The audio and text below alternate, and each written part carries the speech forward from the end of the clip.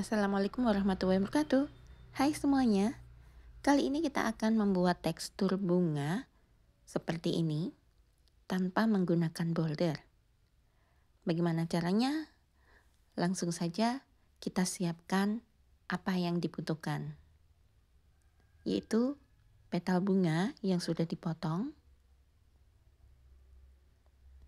kemudian setrika listrik yang sudah panas,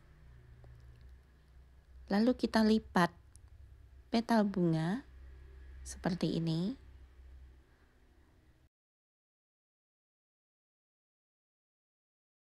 Lalu kita tarik seperti ini. Nah, seratnya, teksturnya sudah mulai kelihatan. Kemudian kita lakukan lagi pada bagian yang belum ada teksturnya. Sama seperti tadi. Kemudian sisi yang kanan. Kita tarik lagi. Dan inilah hasilnya. Jika terlihat lipatan-lipatan seperti ini, bisa kita setrika lagi. Dan teksturnya pun tidak akan hilang. Atau misalkan tidak disetrika pun tidak apa-apa.